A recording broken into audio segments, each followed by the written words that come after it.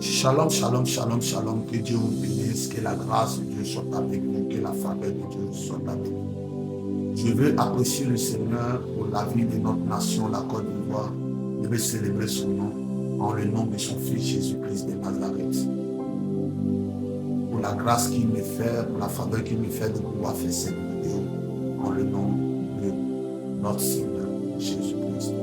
Je veux apprécier aussi la vie de notre patriarche, Papa John Robert. Je veux apprécier la vie de notre Papa Mohamed Idriss. Je veux apprécier Dieu pour la vie de notre Papa Mohamed Salomon. Je veux apprécier la vie de notre Papa Eli Bada. Je veux bénir le Seigneur pour la vie de tous ces hommes de Dieu, tous ces éminents hommes de Dieu, ces personnes que Dieu a établies au-dessus de cette nation. Et je ne pourrais pas citer les noms de toutes ces personnes, de tous ceux qui sont en train de faire, qui sont en train d'écouter dans le secret, faire un travail formidable pour la paix dans notre pays. Et même célébrer Dieu pour ce que le Seigneur a fait d'accomplir au travers d'eux, au nom de son Fils Jésus-Christ de Nazareth. Et cette nuit, je fais cette vidéo afin d'éclairer l'Église et parler à l'Église, à mon Église, à l'Église de Jésus-Christ en Côte d'Ivoire et parler en même temps à la nation ivoirienne. Les vidéos vont se multiplier au fur et à mesure de ce que le Seigneur me permet d'annoncer à mon peuple. Et la Côte d'Ivoire traverse un moment très difficile, un moment très difficile. Et c'est le preuve que le Seigneur est en train de donner à la Côte d'Ivoire, afin que la Côte d'Ivoire, dans le futur, soit une Côte d'Ivoire glorifiée, une Côte d'Ivoire sainte, une Côte d'Ivoire bénie, au nom de Jésus. Et pour tout ce qui est en train d'arriver dans le pays, je me posais la question, Seigneur, quelle est ta volonté?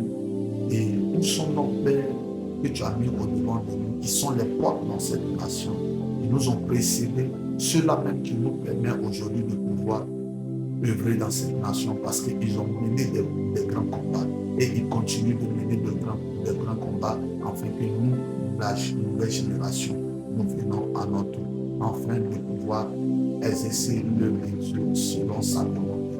Et le Saint-Esprit m'a fait comprendre le niveau où c'est arrivé. Il n'est plus question de pères, il n'est plus question de pères, de patriarches, parce qu'il y a des pères, le Saint-Esprit m'a fait comprendre qu'il y a des pères qui ont reçu des révélations depuis 10 ans, depuis 5 ans, depuis 10 ans aujourd'hui. Et ces pères-là ont vu ce que Dieu est sur le point d'apporter dans ce pays. Et ces pères-là ont préféré se taire par sagesse afin de laisser Dieu lui-même agir pour ce pays et dans ce pays et avec ce pays. Et j'ai compris que s'ils ne répondent pas, c'est parce que quelque part, Dieu les a bien montrés et Dieu les a dit aussi de garder le silence. Comme le peuple d'Israël, Dieu dit, vous garderez le silence. Vous garderez le silence. Alors vous allez comprendre avec moi, pendant que je demandais qu'est-ce qui se passe, Seigneur, pourquoi les pères ne parlent pas et ils ne parlent pas à nos autorités, ils ne parlent pas à la nation ivoirienne. Alors le Seigneur, le Saint-Esprit, par le Seigneur, le Saint-Esprit m'a fait comprendre. Est-ce que dans ces derniers temps, tu attends les pasteurs parler? Il dit non. Est-ce que tu attends les imams sortir? Il dit non. À un moment donné, tu les voyais beaucoup multiplier les vidéos, dénoncer ce qu'il dit. Il dit oui. Il dit alors, si en ce moment, s'ils ne parlent pas, alors c'est parce qu'ils savent ce que je suis sur le point de faire. J'ai révélé à plusieurs ce que je suis sur le point d'accomplir pour cette nation. Alors j'ai fini par comprendre que c'est par sagesse que plusieurs se taisent, plusieurs ne parlent pas. Et nous aussi, nous venons parler parce que dans ces derniers temps, nous avons vu des vidéos qui se sont multipliées. On a vu des hommes de Dieu qui disent que non, eux, ils ont toute l'église évangélique, vont donner au moins des voix à telle partie. Et d'autres hommes de Dieu aussi ont dit, on a l'impression que l'Église est divisée, on a l'impression que non, l'Église ne parle pas le même langage. Alors, je veux parler à l'Église. L'Église est censée apporter la paix. L'Église est censée apporter l'amour. L'Église est censée dire la vérité. L'Église est censée dénoncer ce qui n'est pas parfait.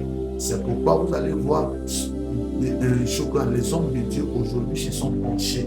Des personnes qui sont censées être des Moïse, des libérateurs, afin de libérer un peu. Ce sont devenus des personnes aujourd'hui, ils sont là, mais à cause de ce que le diable a pris le temps de corrompre plusieurs, alors aujourd'hui, plusieurs se sont détournés de la vérité. Des personnes qui doivent être des Jean-Baptiste et dire que non, le roi, la femme que non, le roi a pris, ce n'est pas sa femme, mais c'est la femme de son frère, afin de dénoncer ces choses. Mais ces personnes décident de fermer la bouche et de voir la vérité et de marcher dans le mensonge. Écoute-moi encore une fois, Église, écoute-moi. J'ai vu dans mon esprit, pendant que j'étais en train de voir ce que le Seigneur est sur le point d'apporter dans cette nation, j'ai vu des hommes de Dieu attraper la folie.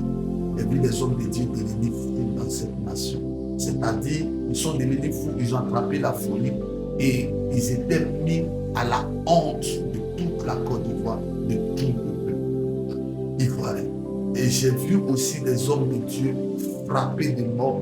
J'ai vu des hommes de Dieu aussi frappés de maladie. J'ai vu des hommes de Dieu aussi frappés de la lèpre. Écoute-moi, pourquoi la lèpre? Parce que plusieurs ont pris l'offrande qui vient de Naaman. Et la lèpre est venue sur eux. Et ils ne peuvent annoncer la vérité, mais ils ne peuvent que annoncer le mensonge. Écoutez-moi, Église. Église, je suis en train de faire cette vidéo en faveur de la nation ivoirienne. Apporter l'équilibre, apporter la vérité dans cette nation. Aujourd'hui, nous avons besoin des pères. Parce que quand j'ai fini de me poser la question, j'ai demandé, Seigneur, qu'est-ce que tu réserves? Et le Seigneur m'a fait voir des pères en dernière position qui vont commencer à parler dans cette nation. Parce que j'ai vu des pères en train de se lever, en train de parler. Parce que c'est le virage que non, le virage que la Côte d'Ivoire en train de prendre. Cette plaque tournante-là va déterminer tout ce que la Côte d'Ivoire est sur le point de faire. J'ai vu une foule se lever, j'ai vu des personnes se lever, j'ai vu une foule, une multitude, j'ai vu une Côte d'Ivoire qui est devenue unique, qui est en train de se lever et qui est en train de protester. J'ai vu sur des pancartes, des personnes qui sont en train de dénoncer certaines choses. Et j'ai compris que ce moment-là est le temps où le peuple prend la décision. Écoutez-moi bien, quant à la décision du peuple, même Dieu même ne peut dire qu'il peut apporter un jugement, il peut dire quelque chose quand le peuple se lève. La preuve en est que au temps de Samuel, c'était Samuel que Dieu avait mis comme prophète et Dieu régnait sur les hommes. Et la Bible déclare que un jour le peuple se lève et il dit que non, maintenant Samuel, tes enfants ne marchent plus dans tes voies. Maintenant, donne-nous un roi afin que ce roi-là nous guide. Et Samuel était découragé de ce que le peuple demandait. Et Samuel est parti auprès de Dieu et dit à l'Éternel, voici que non, ces hommes-là commencent à parler comme des insensés. Dieu dit non, ne dis pas qu'ils parlent comme des insensés. Donne-leur ce qu'il veut. Donne-leur ce qu'il veut. Et Dieu dit maintenant à Samuel, ce n'est pas toi qui rejettes, mais c'est moi qui rejette, parce qu'il ne veut plus qu'il règne Dieu. Quand un peuple se lève, même Dieu lui-même écoute la voix du peuple, parce que Dieu parle au travers du peuple. Côte d'Ivoire, il y a un réveil qui est en train de venir. Il y a un réveil qui est en train de venir dans la Côte d'Ivoire. Levez-vous, les hommes de Dieu. Parlez de la part de Dieu. Annoncez ce que Dieu vous dit. Parce que dans ces derniers temps, j'ai vu des pères en train d'annoncer des grandes choses sur la Côte d'Ivoire. Que Dieu vous bénisse. Que le réveil vienne en Côte d'Ivoire et que la gloire de Dieu